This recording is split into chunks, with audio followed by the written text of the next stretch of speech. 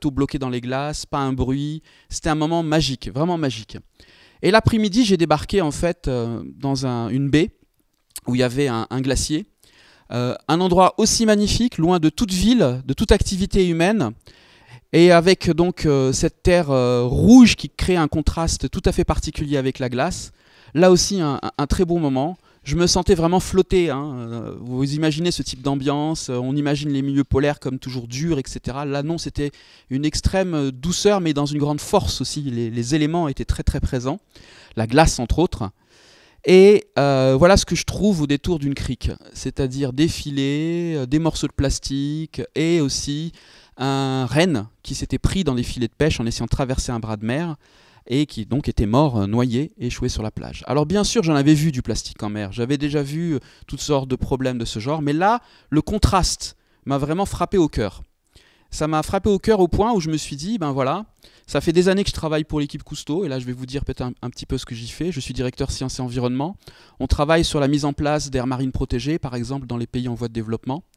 On essaye de faire le lien entre protection de la biodiversité et réduction de la pauvreté pour ne pas qu'il y ait d'opposition entre ces deux choses, parce que moi je me dis toujours, et toute l'équipe Cousteau se le dit également avec moi, que si jamais j'étais à la place du petit pêcheur qui a besoin de faire vivre sa famille et qui peut vendre des ailerons de requin pour la faire vivre, eh ben je le ferai probablement. Donc ça ne sert à rien de porter un jugement moral.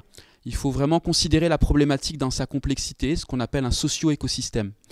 Et alors c'est facile à dire, très difficile à faire.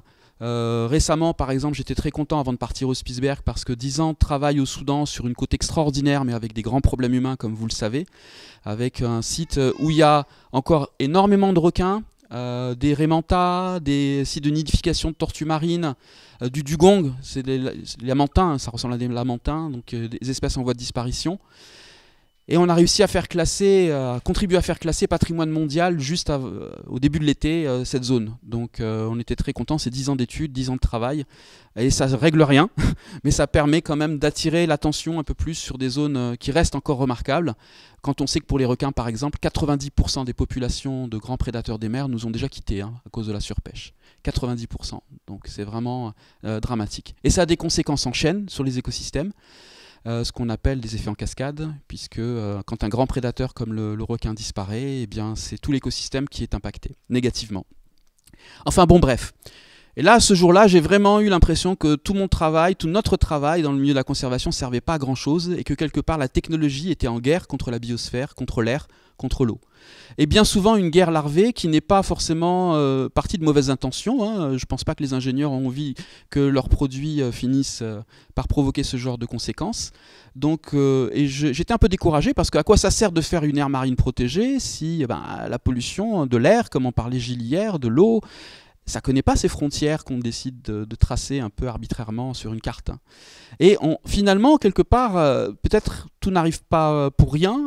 Quand je suis rentré un petit peu déprimé de ce jour-là, que je suis rentré d'expédition, j'ai rencontré un de mes amis avec qui j'avais travaillé dans une autre vie quasiment sur les mammifères marins, qui s'appelle Gauthier Chapelle, et qui m'a dit « Tariq, il faut que je te parle de quelque chose. » Et vraiment, c'est génial, ça s'appelle le biomimétisme.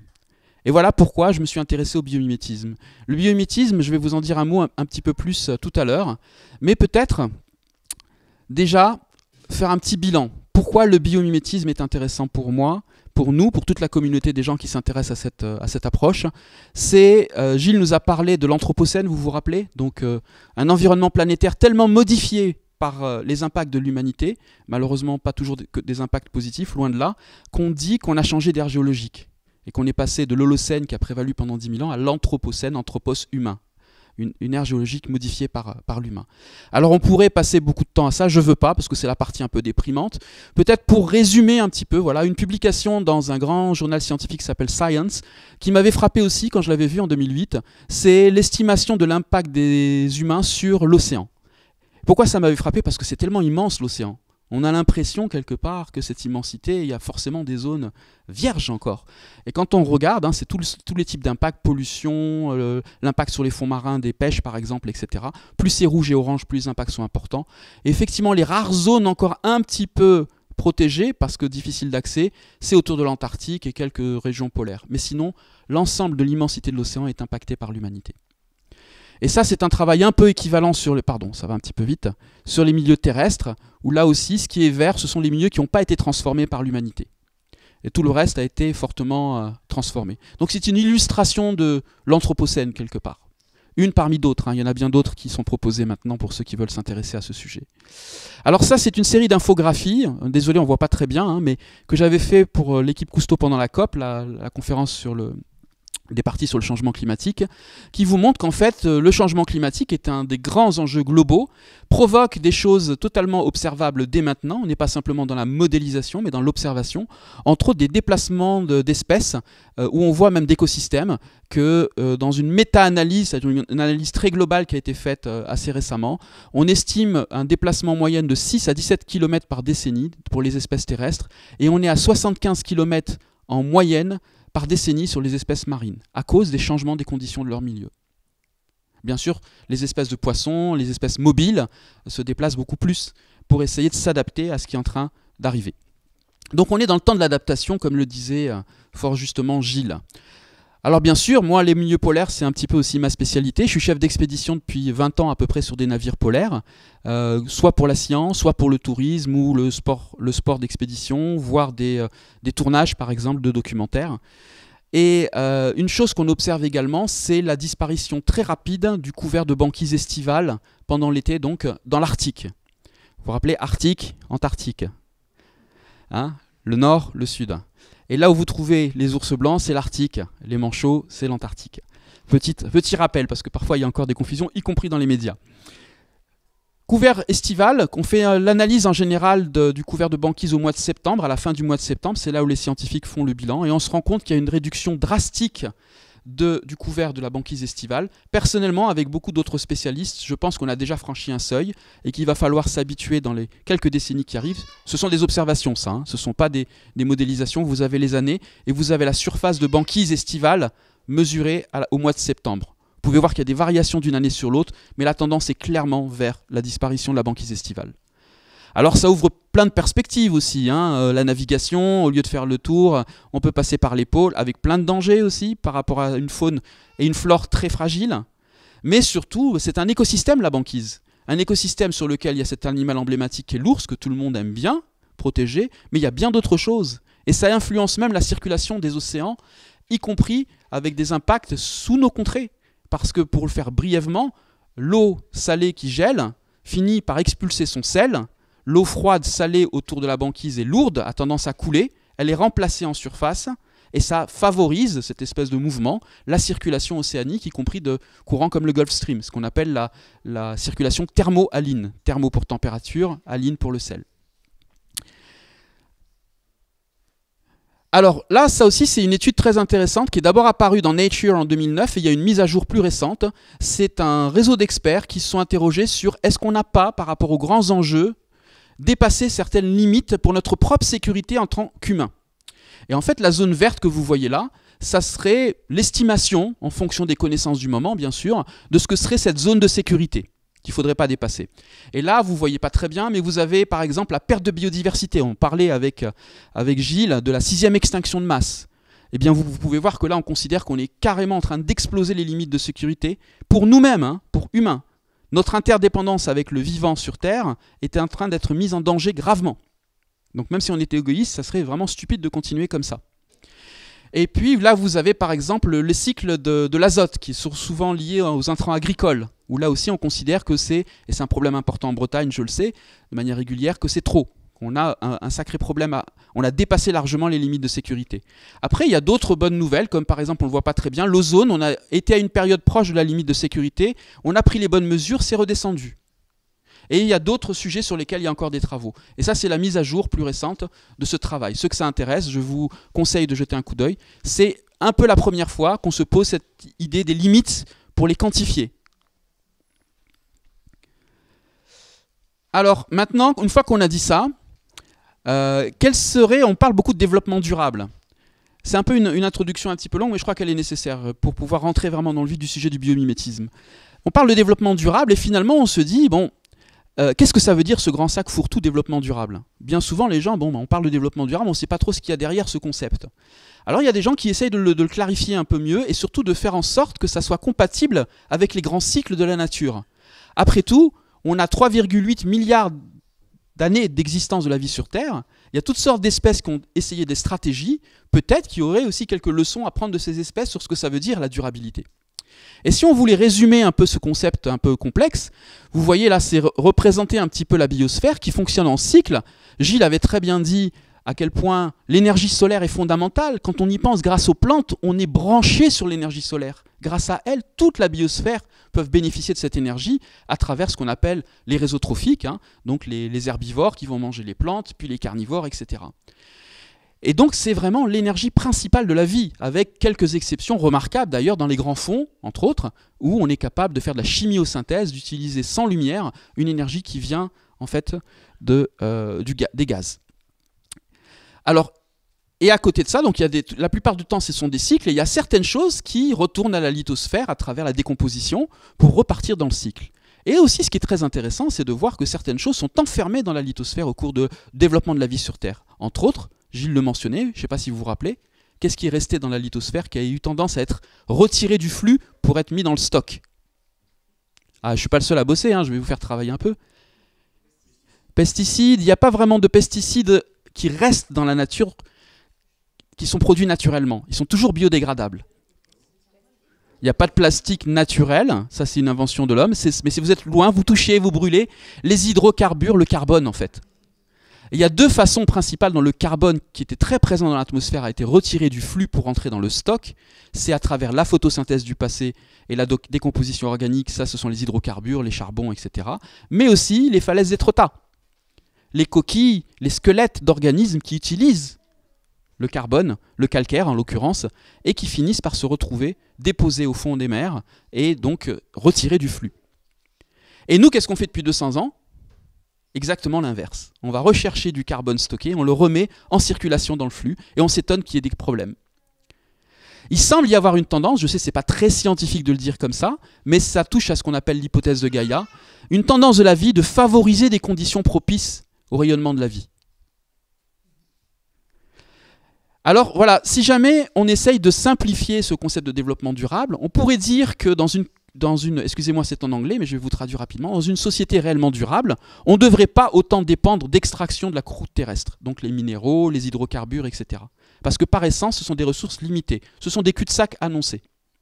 On ne devrait pas également, comme vous l'avez fort bien mentionné tout à l'heure, produire en permanence de nouvelles substances qui n'ont jamais été présentes, qui n'ont jamais été testées par le vivant, et qui finissent par, certes, apporter des choses intéressantes d'un point de vue industriel, mais causer des problèmes systémiques tellement énormes qu'on a maintenant de graves problèmes de santé publique qui se posent.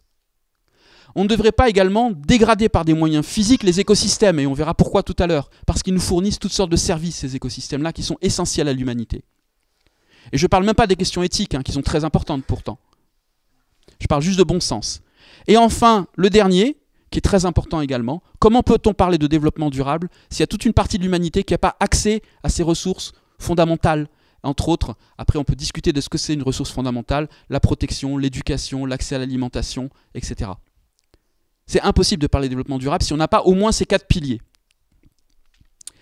Et si maintenant on devait rentrer un peu plus dans le concept de biomimétisme, quelques mots, c'est très prétentieux, en quelques mots, essayons de définir le vivant. Déjà, peut-être, on a des représentants, des ambassadeurs humains de ces espèces dans la salle, celles dont on s'émerveille tous les jours et qu'on peut voir ici aussi à Bourbancé. Quelle beauté sur cette planète. Quand on y pense, on est en train de chercher la vie sur d'autres planètes. Peut-être une bactérie, on serait très heureux, ça serait révolutionnaire. Et on oublie à quel point on a de la beauté tout autour de nous. La vie nous entoure, elle est merveilleuse sur cette planète, elle est belle. Elle est utile pour nous, mais elle est aussi belle. Et on est une espèce totalement particulière, capable de s'émerveiller de sa place dans le monde. Ça aussi, on n'est pas que les acteurs de l'Anthropocène, on est aussi une espèce capable de ça. C'est peut-être ce qui fait aussi, parmi d'autres espèces, peut-être la particularité de l'humain. Donc je voudrais d'abord vous ancrer dans cette gratitude quelque part, parce qu'on parle des problèmes, mais il y a aussi cette beauté qui est importante de contacter, parce que ça nous permet aussi d'affronter peut-être les choses difficiles différemment. La vie, c'est une énorme diversité. Gilles en a parlé, 3 millions d'espèces à peu près décrites et probablement beaucoup plus qu'on ne connaît pas et qui disparaissent pourtant à grande allure. Et cette diversité-là, elle nous fournit différents services, comme je l'ai dit. On les catégorise en 4 grands types de services. Services d'approvisionnement, ça va être la pêche, l'agriculture, le bois, les plantes médicinales, donc on va recueillir dans l'environnement. Et toutes les espèces qu'on cultive actuellement sont issues d'espèces sauvages, donc sans ça on ne peut pas faire. Les sols fertiles sont issus de l'activité de forêt pendant des siècles. Et maintenant, une fois qu'on a détruit le fonctionnement des sols, on est obligé de mettre des fertilisants pour pouvoir continuer à fonctionner avec toutes sortes de conséquences. Le deuxième type de service de régulation. C'est par exemple le fait que vous ayez les précipitations de pluie qui ne provoquent pas des écoulements de boue sur un bassin versant parce qu'il y a des forêts, tout simplement. Ou bien les services de purification qu'un marais est capable de fournir. Service culturel, ça va être le fait que, par exemple, un site soit sacré pour un peuple en Australie ou en forêt amazonienne. Mais aussi le fait que vous ayez envie de vous promener avec votre famille dans une belle forêt près de chez vous. Service d'appui, ça va être la production d'oxygène, la formation des éléments nutritifs qui soutient en fait tout. C'est comme ça qu'on décrit un petit peu ces 4 grands types de services. Et juste un exemple, on parlait, bon, ça coince un peu, voilà, des abeilles. Beaucoup de personnes connaissent ce problème des abeilles qui nous fournissent un service énorme de pollinisation. Et dans certaines zones du monde, on est obligé, puisqu'on a fait disparaître à cause des pesticides entre autres les abeilles, on est obligé de le faire manuellement ou de ramener par camion des abeilles pour pouvoir polliniser. C'est le cas en Californie, c'est le cas en Chine, où là c'est manuellement. Et on a estimé en 2007 que c'était 153 milliards d'euros que les abeilles nous fournissaient en équivalent service, juste pour la pollinisation utile à l'humanité. Alors mettre un prix sur la biodiversité, est-ce que c'est la solution? De mon point de vue, certainement pas. C'est un premier pas. Pourquoi? Parce qu'on a tendance à sous-estimer des services par rapport à d'autres, tout simplement parce qu'ils sont moins visibles économiquement. Je vous donne un exemple. Si je vous propose un verre d'eau ou un diamant, vous allez choisir quoi? Verre d'eau. Bon. Bravo, vous êtes reconnu comme ambassadeur officiel de la biodiversité.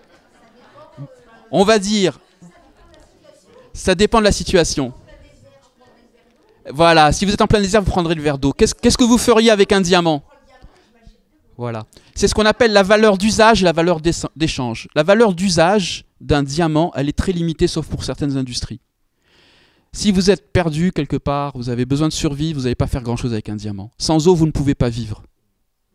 Et donc on surestime, quand on donne un prix à la biodiversité, beaucoup la valeur d'échange par rapport à la valeur d'usage. Voilà, c'est un des biais. Et en fait, ça part d'une bonne intention, encore une fois, rendre visible ce qui n'est pas dans les comptes des entreprises. Mais attention, ça ne peut pas être la solution, parce que nous sommes dans le vivant un réseau d'interdépendance extrêmement entrechevêtré. Nous sommes tissés de ces fils-là. À chaque fois qu'on perd une espèce, on coupe un fil et nous sommes un motif tissé par ces fils-là. Sans ces espèces-là, toutes ces espèces qui ont peuplé la planète avec une certaine stabilité depuis des milliers d'années, on risque en fait d'avoir de gros problèmes. La vie sur Terre s'en remettra très bien. Elle a connu des disparitions massives par le passé, et il y a eu des nouvelles radiations évolutives. C'est ce qui s'est passé après la pseudo-disparition des dinosaures, parce que comme on le sait, les oiseaux sont leurs descendants.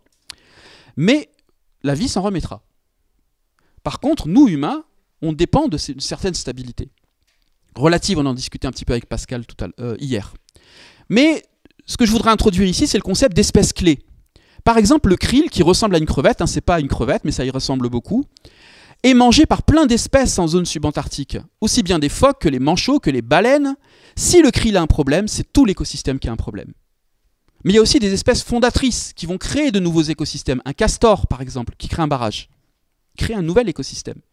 Un éléphant qui, par ses déjections, va enrichir également le milieu et permettre à la savane de se régénérer plus facilement. Comprendre ces liens d'interdépendance est fondamental. Et changer notre perspective, et c'est là où le transhumanisme, dont on parlait hier, on pourra en discuter pendant les séquences questions-réponses, se trompe, c'est qu'ils oublient qu'on est tissé de ces fils-là. Comment vous voulez reconstituer tout ça? Alors voilà, on pourrait imaginer le système planétaire comme un immense réseau entrechevêtré, dont on est en train de perdre des fils, voire des points de connexion hyper importants. Pour nous, encore une fois. Alors voilà, biomimétisme maintenant. Apprendre de 3,8 milliards d'années de recherche et développement en durabilité. C'est un peu comme ça qu'on résume le concept. C'est un concept qui fait dire finalement que les experts sont peut-être autour de nous et qu'il suffit de poser les bonnes questions, avoir une méthodologie aussi pour avancer, bien sûr, et se dire que peut-être dans certains cas, des réponses très intéressantes peuvent venir de ce type d'interrogation. Et je vais l'illustrer. C'est pas quelque chose de nouveau, le fait de s'intéresser à la nature. C'est aussi vieux que l'humanité. Par exemple, si vous prenez un Inuit, un Inuk dans l'Arctique, qui adapte sa méthode de chasse à celle de l'ours blanc, en fait, qui observe l'ours blanc pour apprendre à chasser le phoque, c'est déjà de la bio-inspiration, quelque part. Et donc, c'est très très ancien, la bio-inspiration. C'est pas quelque chose de récent. Et puis, il y a eu aussi ce grand maître de la bio-inspiration qui est Léonard de Vinci, le maître da Vinci, avec ses codex et ses illustrations. Il y a eu aussi, dans les années 60, la bionique, la robotique. En Allemagne, on parle toujours de bionique d'ailleurs, c'est pas forcément synonyme de robotique. Et ce qu'on appelle donc la bio-inspiration en général. Je vais faire une petite différence sémantique là avec le biomimétisme en expliquant pourquoi finalement deux termes, bio-inspiration, biomimétisme. Mimésis, ça veut dire imiter. Bio, ça veut dire la vie. Ce qu'on imite ici dans le biomimétisme, ce sont les recettes de durabilité du vivant. Quelles sont-elles? Quelques-unes comme ça. L'eau comme solvant universel, plutôt que des solvants toxiques qui posent des problèmes. Fabrication à température et pression ambiante, plutôt que haute température, haute pression, comme dans l'industrie. Voilà, ce genre de choses. Il y en a d'autres. Ne pas polluer son nid, ne pas laisser de polluants persistants dans l'environnement, parce que il y a des poisons, mais ils sont toujours biodégradables dans la nature, rapidement. Etc., etc. Ça, on veut imiter, réellement imiter, copier même.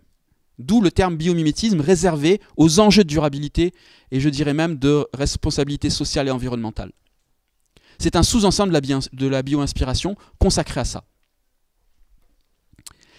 Alors il y a eu l'exemple de bio-inspiration que peu de gens connaissent, sauf les amateurs déjà du sujet, comme le velcro, qui a été inventé par Georges de Mestral à la sortie de la guerre, tout simplement en observant la fleur de barbane qui s'accrochait au poil de son chien.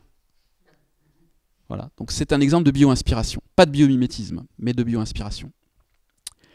Par contre, celle qui a vraiment mis au cœur de l'approche le concept de durabilité, c'est Janine Benyus, une naturaliste américaine, qui a écrit un livre qui a été traduit il y a quelques années en français, qui s'appelle Biomimétisme, quand la nature inspire l'innovation. Et c'est vraiment elle qui a, dans la définition, mis ces enjeux de durabilité au cœur du concept, la première. Il y a trois grands types de biomimétisme. Un qui va s'intéresser à la forme des organismes. Par exemple, pourquoi un coquillage a telle forme? À quel type de contraintes il a été obligé de répondre pour pouvoir générer cette forme? Est-ce que nous, on ne pourrait pas s'en inspirer dans l'architecture? Ça, c'est la forme. Je vais illustrer avec quelques exemples. Et puis on ira vers l'intelligence animale un peu plus loin.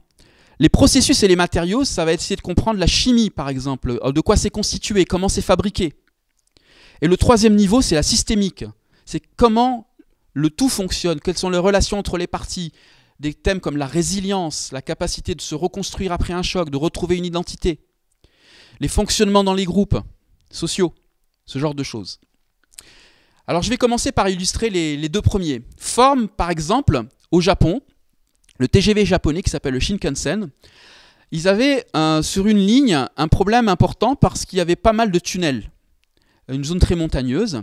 Et à haute vitesse, ça provoque des phénomènes de compression dans les tunnels qui provoquent des frottements importants, donc en fait modifient les performances du train, mais également parfois des phénomènes sonores type un petit peu banque supersonique. Donc ils pouvaient provoquer des nuisances également sonores. Et ils avaient dans leur équipe en fait un ingénieur qui était passionné d'ornithologie et qui a eu une démarche biomimétique un peu empirique en se disant quel type d'organisme dans la nature est soumis au même type de contraintes que mon train.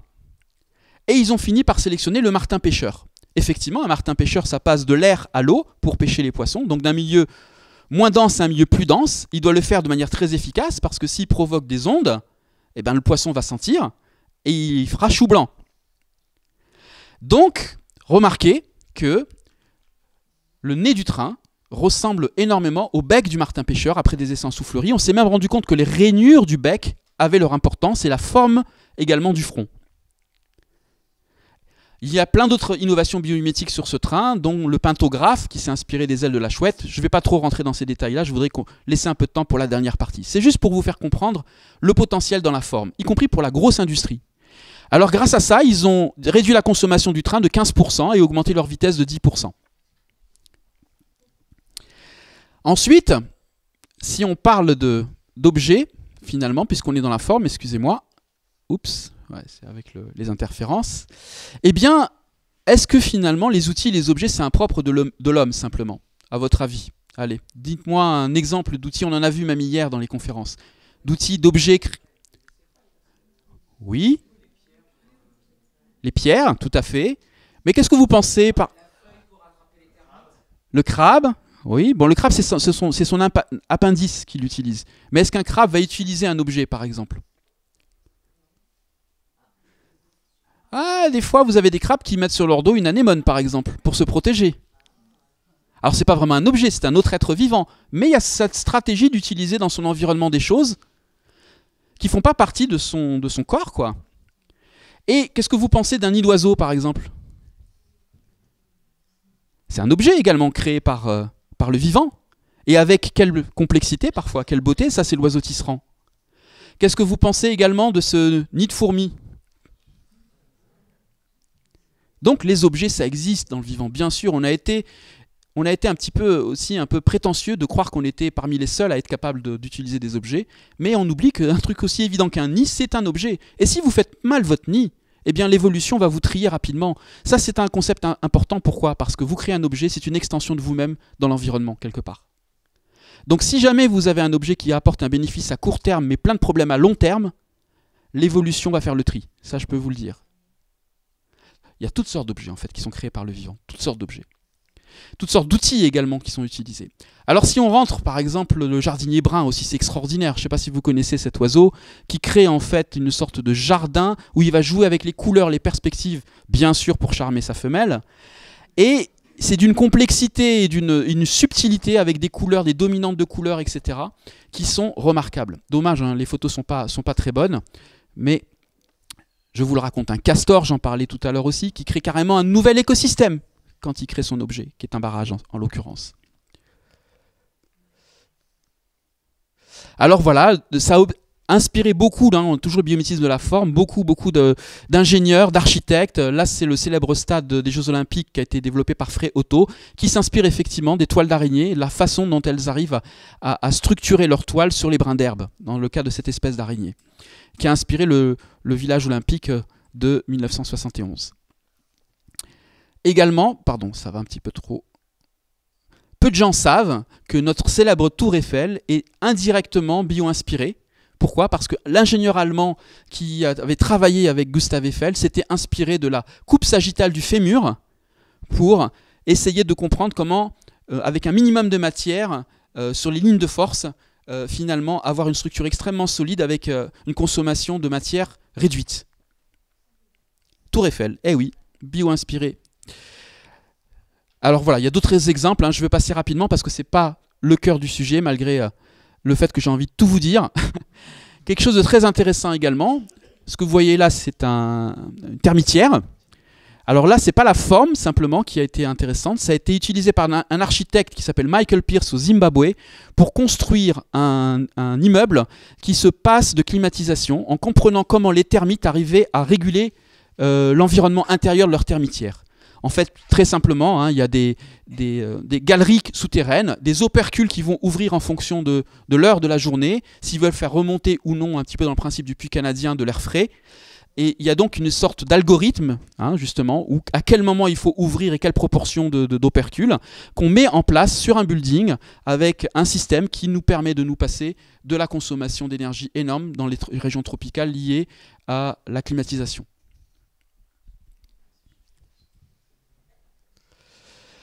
Alors ça, c'est un exemple aussi avec des répercussions en France.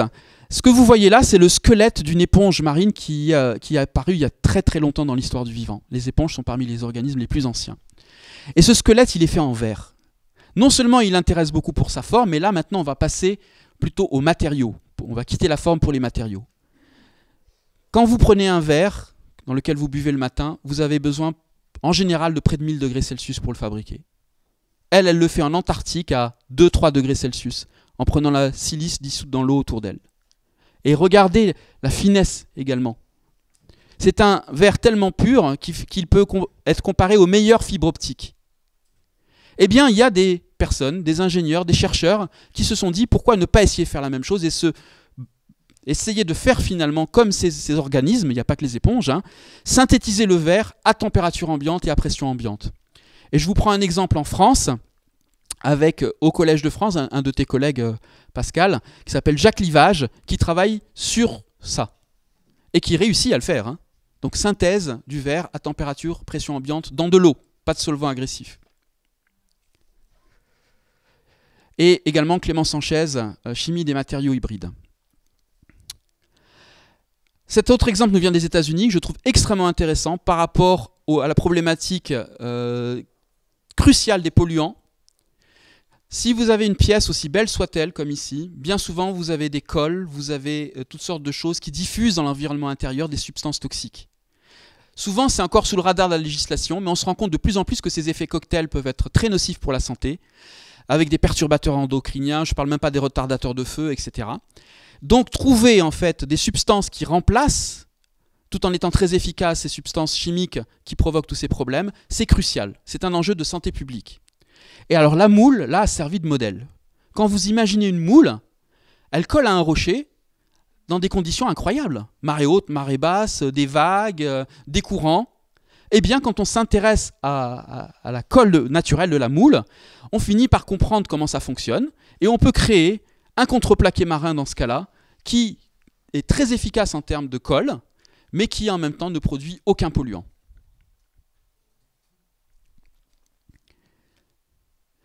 Mais on va passer au dernier niveau. On a vu forme, on a vu matériaux, quelques exemples, il y en a plein d'autres. On va passer au système.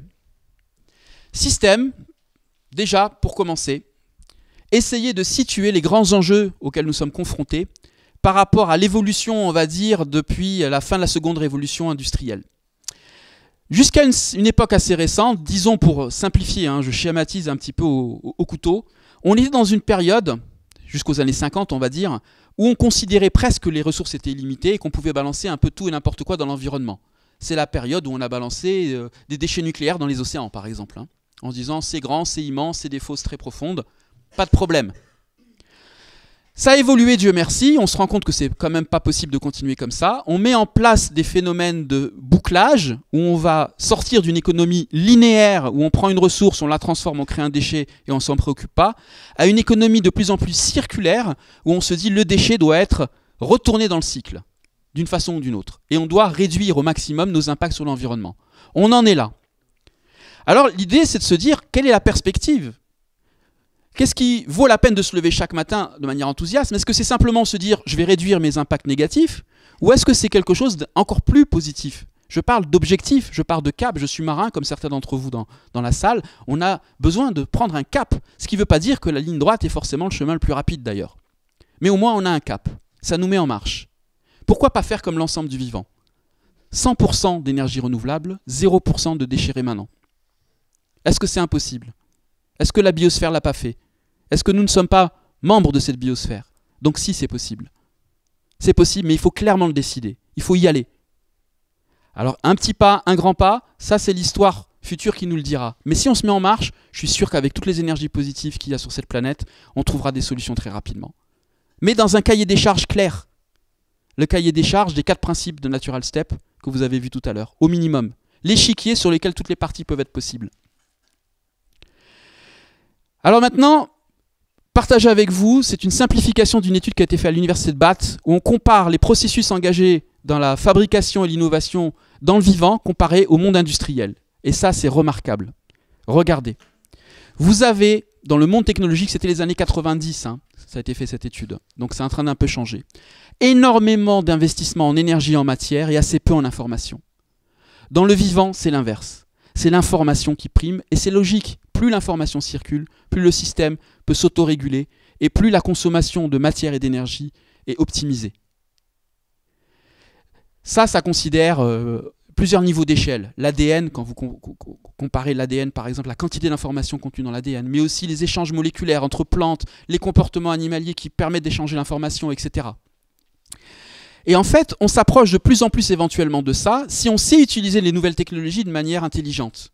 Parce que la quantité d'informations est en train d'augmenter énormément dans notre système humain, grâce aux nouvelles technologies.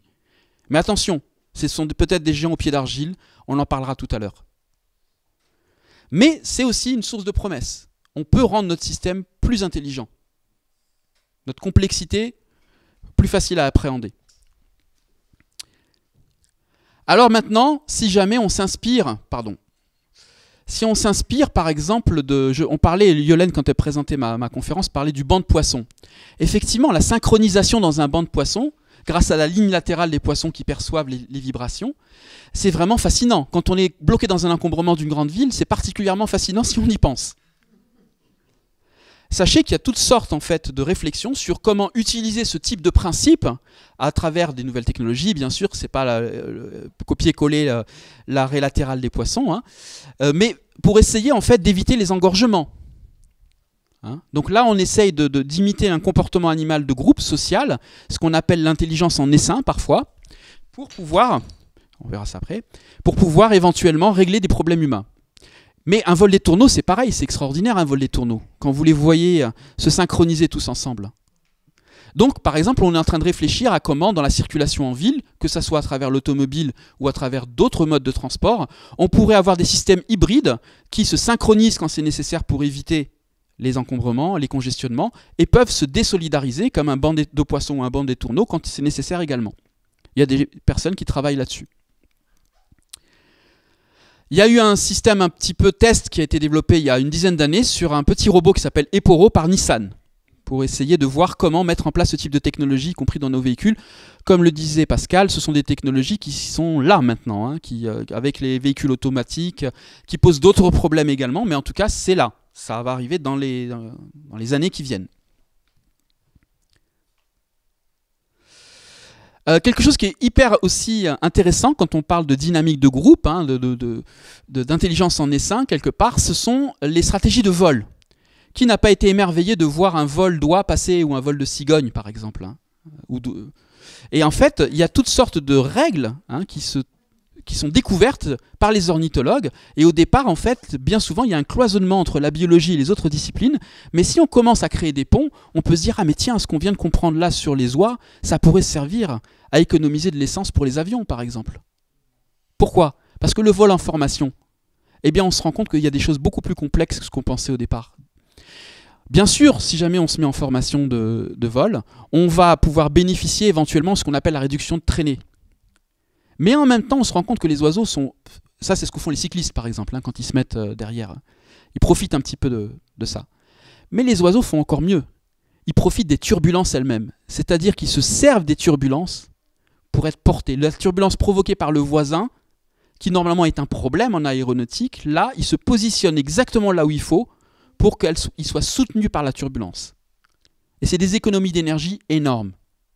Je ne vous parlerai même pas des aspects même éthiques. Des oies, quand il y en a une qui est blessée, il y en a deux qui partent avec celle qui est blessée et attendent soit qu'elle guérisse, soit qu'elle meure. Et ils se remplacent, bien sûr. Ce n'est pas toujours le même qui est devant. Il y a toutes sortes de choses à apprendre de ces animaux. Et donc, il y a l'aéronautique qui s'intéresse beaucoup à ça. Je parle vraiment de l'aspect purement vol en formation. Il y a toutes sortes de choses à dire sur les plumes, y compris sur les rémiges, par exemple des aigles. On a des beaux exemples d'aigles qui ont inspiré ce qu'on appelle les winglets, vous savez, ces espèces de parties de l'avion qui remontent au bout de l'aile. Parce que certaines rémiges, en fait, cassent les turbulences au bout de l'aile de l'aigle pour essayer justement d'améliorer ses performances. Donc ça, c'est de l'économie d'énergie. Ça va, je ne vais pas trop vite. Il y a aussi, on parlait des algorithmes avec Pascal. Peu de gens savent que tous les GPS que vous utilisez utilisent ce qu'on appelle l'algorithme des fourmis. L'algorithme des fourmis, c'est en essayant de comprendre comment les fourmis, grâce à des phéromones qui sont laissés par les fourmis quand elles trouvent une source de nourriture, et un certain temps de latence de la phéromone qui est très particulier et très précis dans l'environnement, parce que sinon il y a saturation de l'odeur, si on peut dire, ça permet en fait aux autres de déterminer le trajet le plus rapide vers la source de nourriture, et pas perdre de temps. Et tout ça, ça sert à ce qu'on appelle régler le problème du voyageur de commerce. Quel est le chemin le plus court reliant un certain nombre de villes en ne passant qu'une seule fois par chacune d'elles. Mais ça sert aussi au routage des télécommunications, par exemple. Vous avez aussi ces merveilleuses abeilles qui nous rendent toutes sortes de services, on en a parlé tout à l'heure, et bien aussi des algorithmes qui sont tirés de la façon dont les abeilles se communiquent l'information sur où se trouvent les fleurs avec une exploitation intéressante des fleurs, mais aussi combien il reste de ressources. Est-ce que ça vaut la peine de continuer à les voler jusque là-bas, ou est-ce que même s'il en reste encore, il vaut mieux s'arrêter et chercher autre chose, parce qu'on va dépenser plus d'énergie à y aller par rapport à ce qu'on va en retirer. Ce qu'on appelle le ratio exploration-exploitation. Eh ben, c'est utilisé par des industries, entre autres pétrolières, pour essayer de déterminer quand est-ce qu'il faut arrêter d'exploiter un site. Moi, je préférais qu'on l'utilise pour d'autres choses un peu plus intéressantes d'un point de vue environnemental. Mais en tout cas, tout ça pour vous dire, voilà, c'est un algorithme qui nous vient des abeilles. Alors, pardon, je ne sais pas si ça a sauté quelque chose. Ça va, je ne vous donne pas trop le mal de mer? Ouais, c'est ça. Ça va des fois un peu vite parce que je suis un peu éloigné. L'organisation sociale maintenant. Pascal nous a parlé de l'exemple des singes, des grands singes, et des différents singes d'ailleurs, on en reparlera un petit peu tout à l'heure. Mais déjà pour vous dire que, en fonction de ce qu'on analyse, bien sûr, ce n'est pas les mêmes conclusions qu'on va tirer. Mais si on regarde à l'échelle de l'écosystème, je ne parle pas d'un groupe d'individus comme une meute de loups ou un groupe de singes, l'échelle de l'écosystème, il n'y a pas de boss dans un écosystème, dans une forêt, dans un récif de corail. Il n'y a pas de grand architecte, sauf si on a des croyances religieuses, bien sûr, mais ça c'est personnel, chacun décide pour lui-même. Mais en tout cas, quand on regarde en termes de ceux qui composent l'écosystème, il n'y a pas d'organisation centralisée. On est dans ce cas de figure-là. Par contre, dans un groupe humain, bien souvent, on est dans une structure très hiérarchisée, avec toutes sortes d'avantages, parfois, dans certains contextes, mais aussi énormément d'inconvénients par rapport à la possibilité d'innovation, comme tu le mentionnais, Pascal. Et on va de plus en plus vers des systèmes hybrides. Quand vous y pensez, par exemple, quand on organise un échange avec les groupes d'utilisateurs, pour essayer de faire remonter des choses et éventuellement faire des innovations, à partir de ça, on s'approche d'un système un peu hybride. Et certaines entreprises vont aussi organiser le temps de travail de leurs employés pour leur donner l'occasion, entre autres aux ingénieurs, de travailler sur ce qui leur plaît, du moment que c'est en lien avec le métier. Et il y a des grandes innovations comme Gmail, par exemple, qui sont apparues comme ça. Donc on arrive de plus en plus à un système hybride comme cela. Je ne dis pas qu'il faudrait forcément aller là, même s'il y a des choses extrêmement intéressantes à apprendre de ce niveau-là. Mais en tout cas, une hybridation de ce style qui, à mon avis, rentre en résonance un petit peu avec ce que tu disais, Pascal. N'hésite pas, bien sûr, à intervenir si tu veux compléter ou préciser. Un mot aussi sur le concept de compétition. Tout le monde a appris à l'école, y compris moi, quand j'étudiais la biologie, l'importance de la compétition pour expliquer la performance du vivant. C'est quelque chose qui nous vient d'une interprétation de Darwin, parce que Darwin lui-même n'avait pas dit ça, qui a conduit à énormément de problèmes, y compris philosophiques et je dirais même humains graves, avec le darwinisme social par exemple, base du racisme, base de l'Holocauste, etc. Et on est encore un peu imprégné de cette philosophie-là inconsciemment. Dans toutes les écoles de commerce, on vous dit la compétition, c'est une vertu. Sachez que dans le vivant, les grandes innovations ne viennent pas de la compétition. Elle est importante, je ne dis pas que je ne fais pas du bisounours, mais les grandes innovations viennent de la symbiose et de la coopération. Rappelez-vous ce qu'a dit Gilles. Les cellules même dont nous sommes constitués viennent d'une ancienne symbiose qu'on appelle maintenant les mitochondries, qui sont nos usines à énergie dans nos cellules. Rappelez-vous aussi ce qu'il disait par rapport au nombre de cellules bactériennes que nous avons, qui sont plus nombreuses que les cellules de notre propre corps, et on ne pourrait pas vivre sans elles. Donc il y a énormément de grandes innovations. La photosynthèse est apparue grâce à ça. La cellule eucaryote est apparue grâce à ça. Et dans une forêt, on sous-estime énormément, par exemple, on a sous-estimé le rôle des champignons et des mycéliums de champignons qui relient les arbres les uns aux autres et qui permettent à des sucres, ça a été prouvé, fabriqués dans un arbre, de passer à un autre arbre, y compris d'une espèce différente. On pensait que l'accès à la lumière, le arbre qui pousse le plus vite, ça expliquait le fonctionnement et la structuration d'une forêt. Et on se rend compte que pas du tout. Comme disait mon ami Gauthier Chapelle, certains arbres ont inventé les allocations familiales. Y compris entre espèces différentes. Ce n'est pas valable dans tous les cas. Il y a aussi des compétitions chimiques, hein. Mais il y a aussi un cadre généralement plus collaboratif que compétitif, et à l'intérieur duquel, ce cadre collaboratif, de l'écosystème, il y a toutes sortes de stratégies qui se mettent en place. Compétition, prédation, etc., etc., etc. Mais le cadre général est plutôt collaboratif.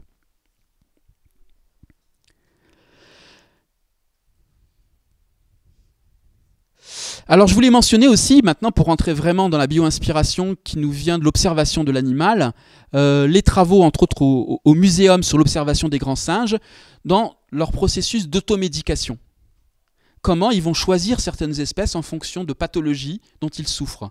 Et ça, bien sûr, elle a été mentionnée plusieurs fois, Sabrina Krief, par exemple, qui étudie cela, pour voir, observer ce que les singes vont choisir comme substance et voir s'il n'y a pas des principes actifs qui pourraient être extrêmement utiles pour la pharmacologie humaine. Mais il n'y a pas que les singes, même les insectes. Les insectes, certaines fourmis, vont essayer d'éviter les infections en allant chercher certaines substances. Les drosophiles, même ces fameux modèles qui ont un petit peu influencé toute la génétique, l'étude de la génétique, on se rend compte qu'en fonction si elles sont attaquées par un parasite ou non, elles vont pondre leurs œufs dans un fruit plus ou moins alcoolisé, qui risque de provoquer une mortalité de leurs œufs plus grande, mais qui a par contre une vertu en termes de lutte contre le parasite. Elles font des choix en fonction du parasite. Il y a des tas de choses à apprendre, pas simplement des grands singes, mais en tout cas cet exemple des grands singes nous vient du Muséum d'histoire naturelle, et je tenais à le mentionner, vu le contexte de cette université. Également, Pascal, on l'a eu hier, je ne vais pas répéter ce qu'il nous a dit, mais je trouvais ça très intéressant, cette idée de transférer aussi dans les modes d'organisation des entreprises certaines leçons que Pascal a tirées de l'observation des singes, et on laissera peut-être un petit temps à l'échange. Combien de temps il me reste d'ailleurs? Je voudrais vraiment laisser du temps aux questions et aux réponses. Bon, mais on a de la place pour un échange? Oui, d'accord. On en a parlé hier, je ne vais pas trop m'attarder là-dessus, mais voilà, ça fait partie de ces gens qui essayent de créer ce pont entre l'éthologie et d'autres disciplines, entre autres le management. L'invention de l'agriculture. Oui, c'est pas l'humain qui a inventé l'agriculture. Les fourmis l'ont fait il y a bien longtemps, 10 000 ans, la révolution néolithique pour nous. Les fourmis, 50 millions d'années. Elles cultivent un champignon. Depuis, certaines fourmis, hein, le genre Atta et Acrominex, qui cultivent un champignon que vous voyez ici, en lui ramenant des plantes qu'elles vont découper. Donc c'est une forme d'agriculture qui a été inventée bien avant nous. On n'y pense pas, hein, mais n'empêche que... Alors là, je vais passer rapidement sur cette partie-là, parce qu'il y a vraiment eu beaucoup de choses dites déjà par Pascal.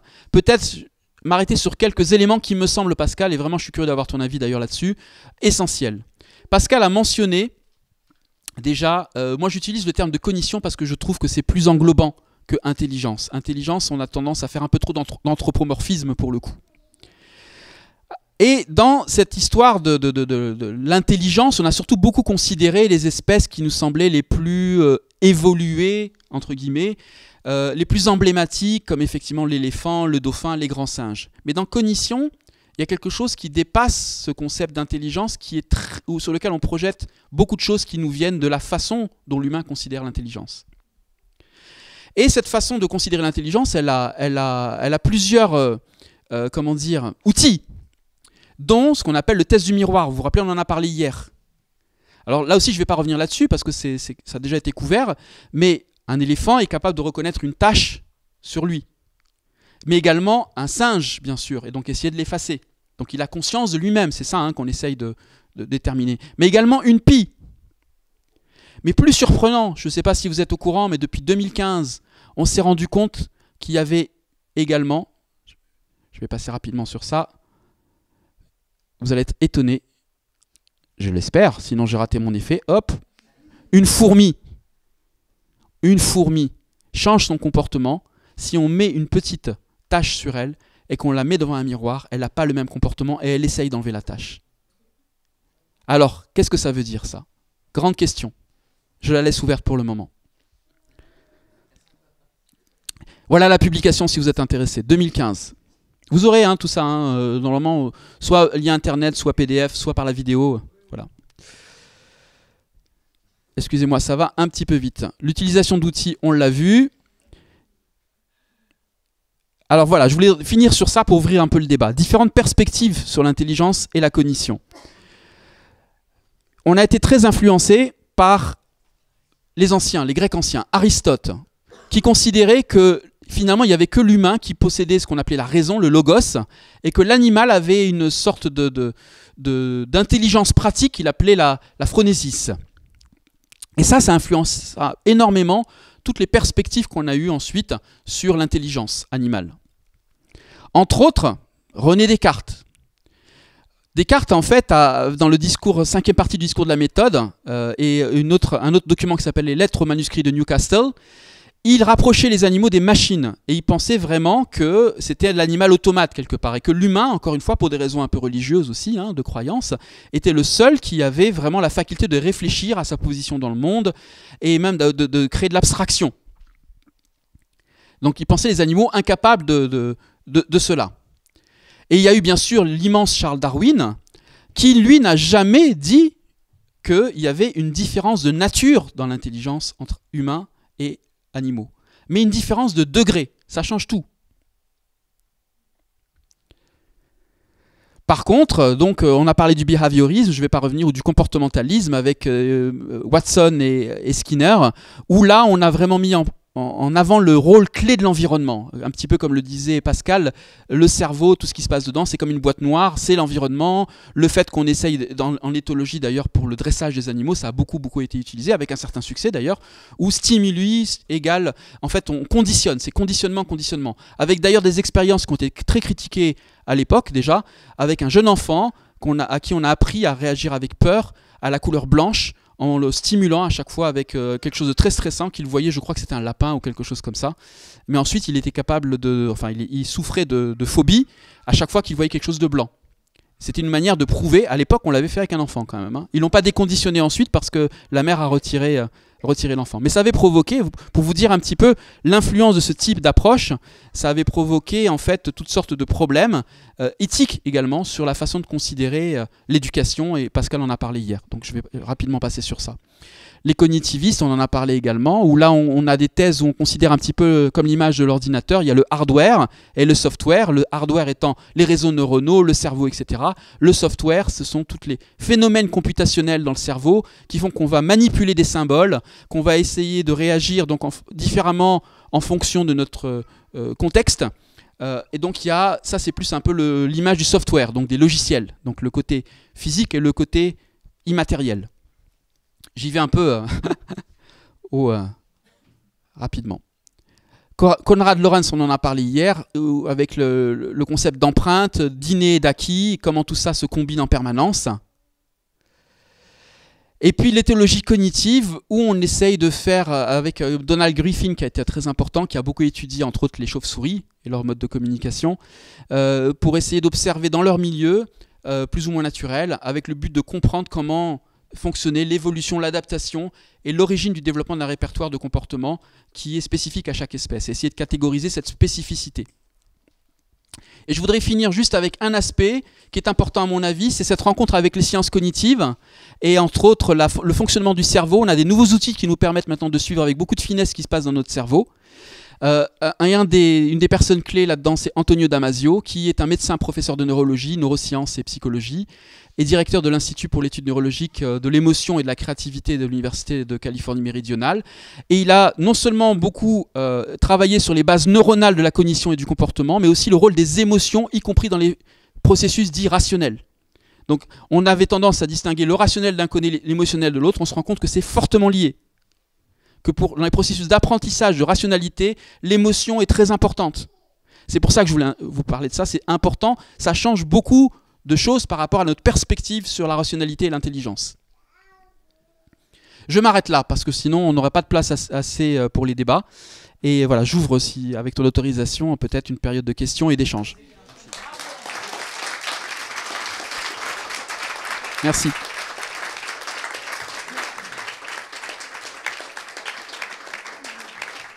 j'avais lu quelque part que on le situait plutôt avec Turgot et l'invention de la machine à vapeur. Je voulais savoir quelle était votre idée là-dessus et la précision ou correction éventuelle.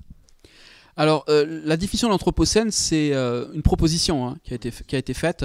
Donc, quand on définit une ère géologique, c'est pas simplement en fonction de telle ou telle innovation. C'est en fonction d'à partir de quel moment on peut voir l'impact, en fait, de manière assez claire sur l'ensemble de la géologie de la biosphère. Donc, à partir du moment où vous êtes dans, par exemple, les grandes mines qui vont éventuellement faire disparaître une montagne entière pour aller chercher des minerais, à partir du moment où vous êtes dans des modifications de cours d'eau qui sont énormes, ou bien la création de nouvelles terres gagnées sur la mer, etc., il y a un certain moment où on peut dire, ben là, c'est suffisamment important pour qu'on puisse considérer qu'on est passé dans l'Anthropocène. Donc, bien sûr, tout ça est permis grâce à l'apparition de technologies. Et certainement que l'apparition de la machine à vapeur fait partie d'un des moments clés. Mais tout comme au moment de la révolution du néolithique, par exemple, ça a été aussi une série d'innovations qui ont transformé durablement, on en parlait un petit peu hier, Pascal, si tu veux dire un mot là-dessus, durablement les écosystèmes. Donc c'est encore une fois une proposition avec une limite qui est difficile à définir clairement. On dit un avant et un après. C'est un peu plus flou. Pascal Pic, justement. Pour compléter, si on s'intéresse à la biodiversité, qui n'est pas un aspect géologique, parce qu'en Anthropocène, on parle d'une nouvelle ère géologique. Alors qu'est-ce qu'on met derrière? Effectivement, souvent, on ne parle pas que de géologie. Donc c'est pour ça que souvent, ça a besoin d'être éclairci. Mais si en termes de biodiversité, dès qu'Homo erectus apparaît vers 2 millions d'années, ça commence à être des problèmes pour les autres espèces. L'expansion d'Homo sapiens il y a 100 000 ans, ça a été une extinction extrêmement rapide, notamment dans les Nouveaux Mondes, en Australie et dans les Amériques, que d'ailleurs mesure l'évolution du taux de CO2, enfin de gaz à effet de serre dans les carottes glaciaires. Voilà. Par contre, c'est vrai que les machines, mais l'irrigation change la géologie. Dès qu'il y a l'agriculture, maîtriser les fleuves, le circuit d'eau, etc., ça change la sédimentation, les transports de matériaux, ça commence à toucher la géologie. Mais évidemment avec une amplitude extraordinaire là-dessus. Donc en fait, personne ne dit qu'il y a vraiment une limite, donc ta question est tout à fait pertinente, mais voilà, c'est une question d'échelle après, mais on voit que les influences sur l'environnement sont rapides. Alors, sur le test du miroir. Moi, je voudrais quand même dire une chose, et c'était très bien dit par Claudine hier. Il y a des espèces qui n'aiment pas qu'on les regarde dans les yeux ou qui sont mal à l'aise. Comment tu peux faire un test du miroir? Tout à fait. Ok? Donc effectivement, si tu as affaire à un babouin, les babouins, on les regarde ils vont éviter le regard. Parce qu'en fait, ils ont devant eux quelqu'un qui est hostile. Alors par contre, qu'ils commencent à te regarder, là, tu vas vite comprendre ce qui va se passer. Donc du coup, on ne peut pas dire que les babouins ne peuvent pas passer ce test parce qu'ils ont des comportements qui ne leur permettent pas de valider ce test. On ne part pas dans les mêmes conditions. Nous sommes une espèce hyper visuelle. Il y en a d'autres qui ont, les grands singes, tous les primates sont visuels. Là, c'est l'autre question. Donc il y a une fois de plus, on fait l'anthropocentrisme, c'est-à-dire qu'on les juge à partir de la manière dont s'était fait le test de miroir, d'ailleurs, avec Harlow et compagnie, notamment pour les enfants. Donc ça, il faut faire attention parce qu'on ne tient pas compte de l'histoire des espèces. C'est l'histoire de la tique de von Escule hier. Est-ce que je peux réagir rapidement à ça? Je te remercie infiniment parce que c'est vraiment quelque chose que je voulais voir ressorti dans les échanges. Ouais. Également, un autre biais du test du miroir, c'est que certaines espèces ne se basent pas essentiellement sur la vision pour percevoir leur environnement. Voilà. Un chien, par exemple, ne passera peut-être pas le test du miroir. Pourquoi? Parce que pour lui, l'odorat est plus important que la vision. Et donc il y a plein de biais de ce style aussi, où on met l'emphase sur un sens qui est très important pour nous et qui ne l'est peut-être absolument pas pour d'autres espèces. Ouais. Ah ben, nous les primates, enfin surtout les singes, nous avons le sens visuel le plus développé. D'ailleurs, c'est une mécanique extraordinaire. Mais je voudrais quand même préciser quelque chose sur vraiment les fondements de ce qui a été dit. C'est-à-dire que pendant longtemps, l'arrogance de l'homme, ça a été de se dire « je vais juger l'intelligence ou les comportements des animaux en fonction de ce qu'on a créé ». C'est ce que fait Descartes. Donc on crée des machines. C'est le premier transhumanisme, Descartes, parce qu'il pensait qu'avec les machines de Vaucanson, on pourrait guérir les maladies, etc. Même la cybernétique, etc., ça vient des ordinateurs. Et là, ce que tu nous dis, c'est exactement l'inverse, c'est fondamental. C'est-à-dire que plutôt que de se dire, on va juger les performances des animaux à l'aune de nos créations technologiques, nous les hommes, on dit qu'effectivement, les animaux peuvent nous apporter des éléments d'inspiration et de tous les éléments que tu as dit pour s'informer. C'est un renversement total de relation au monde animal et à notre arrogance. Et aujourd'hui, le transhumanisme, c'est pas nouveau. Les Russes l'ont fait il y a un siècle avec les xénogreffes. L'île de Docteur Moreau, ils l'ont fait. Ça, je peux vous le dire. C'est hallucinant ce qu'ils ont fait. Ça a été chaque fois la même approche. Donc, c'est pas nouveau ce qu'on vit aujourd'hui. Et donc, ton diagramme là tout à l'heure qui comparait le taux de matière, ça c'est un autre sujet, information, matière, et c'est extraordinaire. Aujourd'hui, comme je disais hier, quand quelqu'un avait dit dans la salle, ah oui, mais qu'est-ce qu'on fait face à tout ça?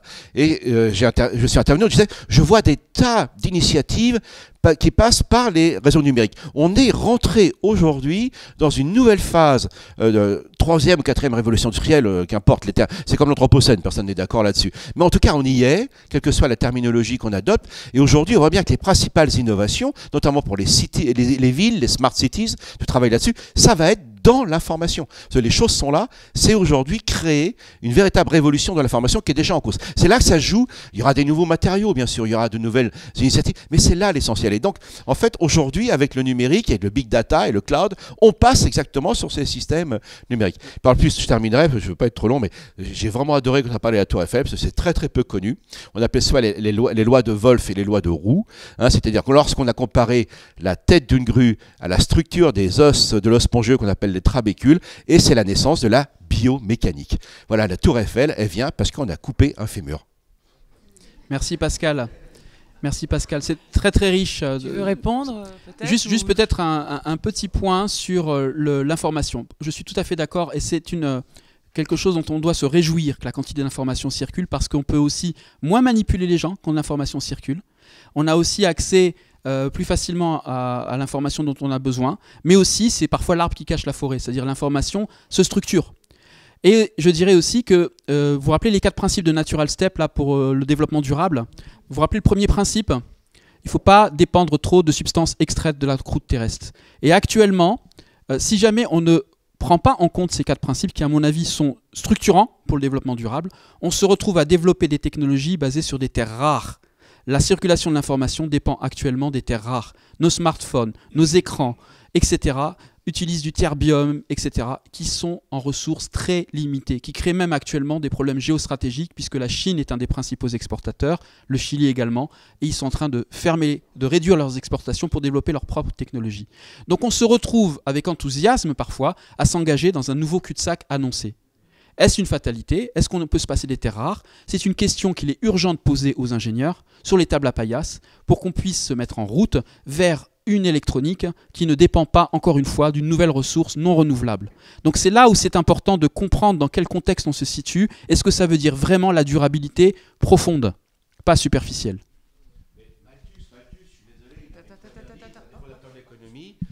Malthus, dans un système fermé qui est la Terre, à part l'énergie qui vient du Soleil, il n'y a aucune ressource qui est limitée. Je veux dire, l'histoire de l'EPR, etc., c'est la pierre philosophale. Ces gens-là sont des grands malades. Je veux dire, non, mais il va falloir réagir. Vous vous rendez compte, ça nous coûte déjà, en facture, ça nous coûtait 70 milliards de dollars, EDF. Ok, ça va nous coûter 70 milliards de dollars. Parce qu'ils croient qu'on va inventer la pierre philosophale qui va dire qu'on va créer plus d'énergie qu'on consomme. Attends, mais c'est des fous. Je veux dire, voilà, donc, il faut être clair, ce sont des malades. Pardon, monsieur. Il y en a une aussi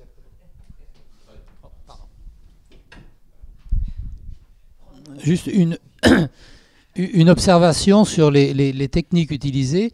Récemment, j'ai visité le chantier Multiplast à Vannes, que certains connaissent, qui fabrique des bateaux de course.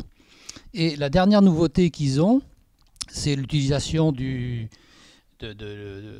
carbone, enfin, qui est très léger mais très résistant. Et ils ont, alors ça existait déjà, mais là ils ont perfectionné la technologie du nid d'abeille, qui, avec beaucoup moins de quantité de matériaux, offre une résistance multipliée par 3 ou par 4. Donc c'est pas le fémur là, mais c'est le nid d'abeille qui est... Comment ? Oui, mais ça a été amélioré et maintenant c'est presque miniaturisé.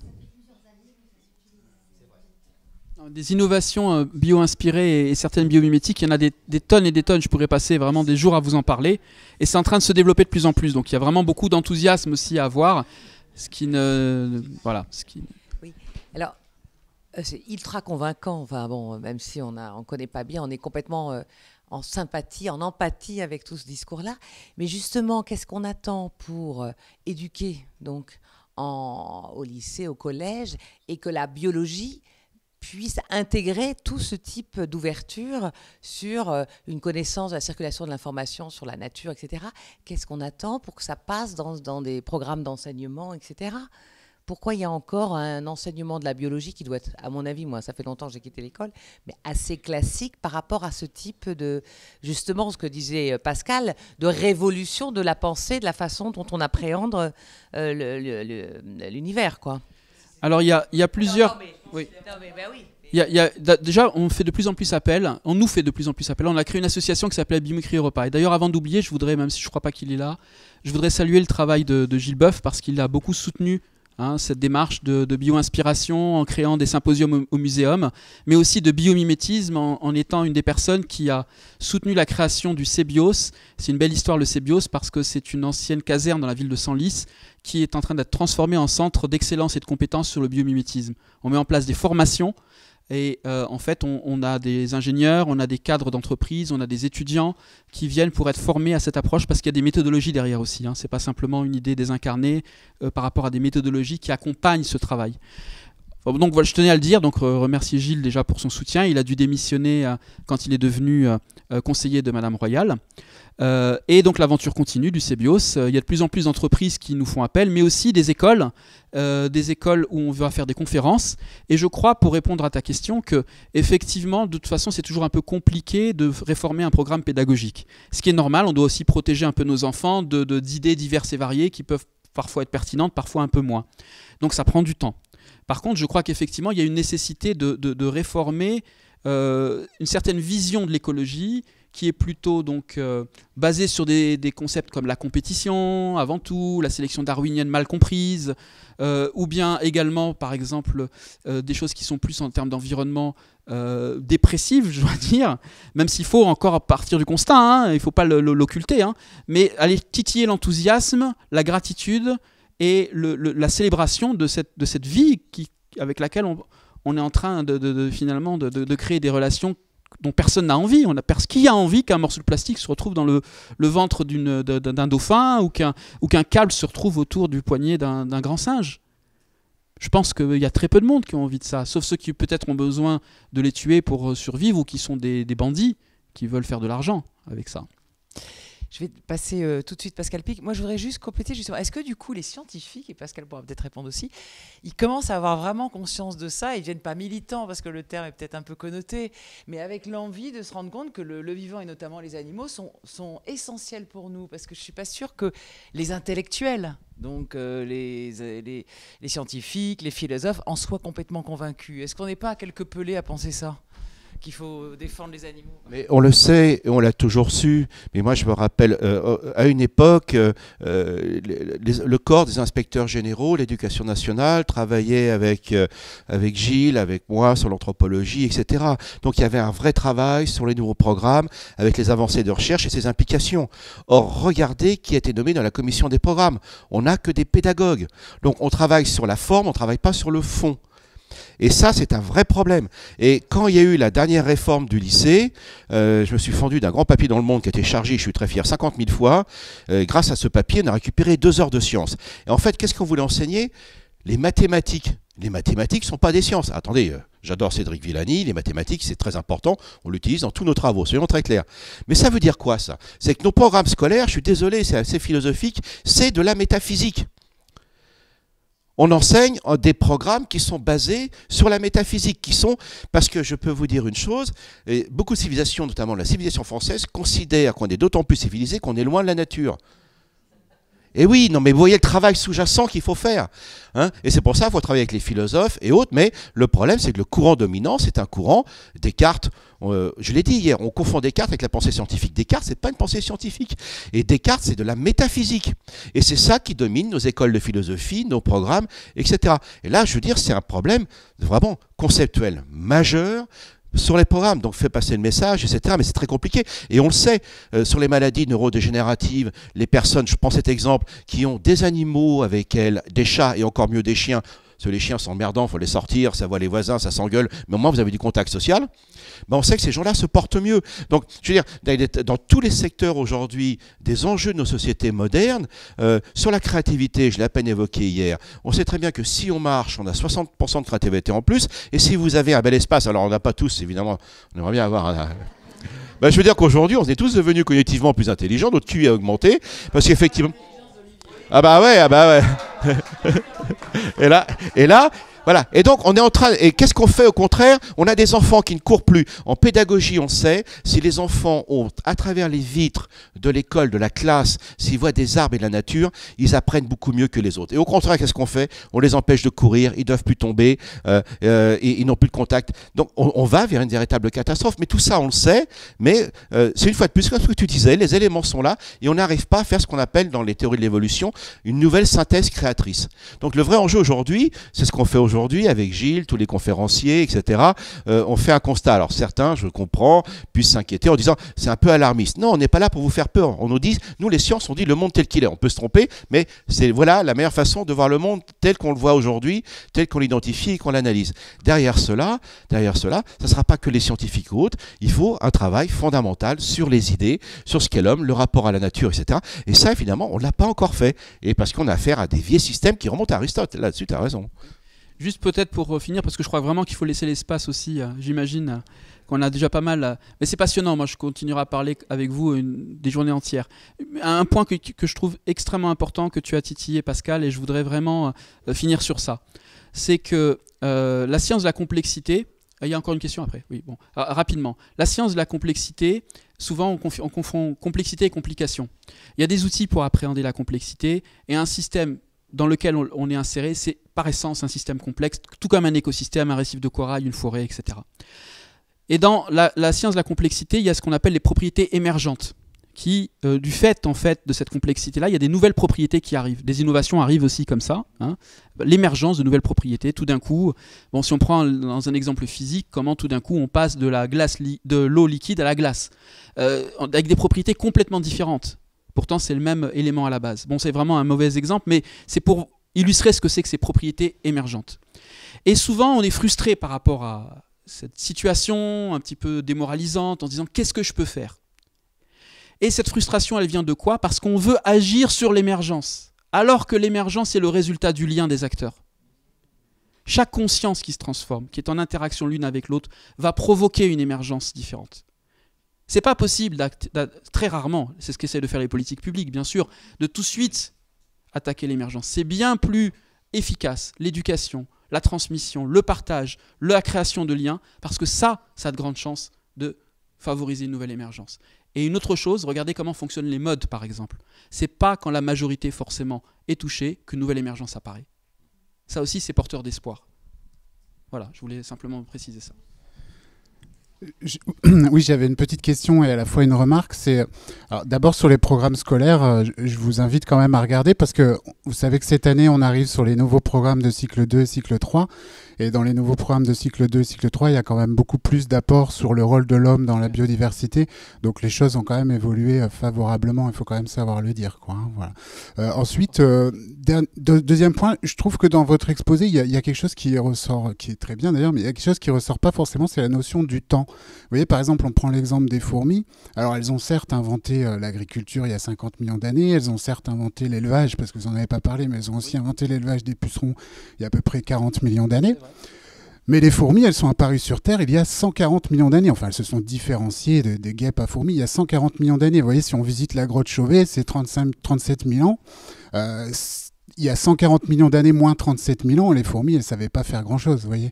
Donc la notion du temps, il ne faut pas oublier que les fourmis, certes, elles ont inventé l'agriculture, mais elles l'ont inventée en 90 millions d'années, vous voyez. Et donc ça, c'est quand même un élément hyper important. Et donc d'avoir conscience de la jeunesse de l'être humain, si on veut, enfin de l'homo sapiens en tout cas, et d'avoir conscience que certes, on admire la magnificence de la nature et de ses inventions, mais il faut quand même avoir cette conscience des 3,8 milliards d'années qu'il y a derrière. Et nous, certes, on veut faire du biomimétisme, mais voilà, est-ce qu'on peut réussir en l'espace de 20 ans, 30 ans, à imiter 3,8 milliards d'années? Vous voyez, cette notion du temps, je pense qu'elle est quand même très importante à considérer dans l'analyse de ce que fait la nature, en fait, entre guillemets, quoi. Voilà. Ce que vous mentionnez, c'est ce que nous on appelle le temps profond. Effectivement, c'est important, hein, c'est un facteur important.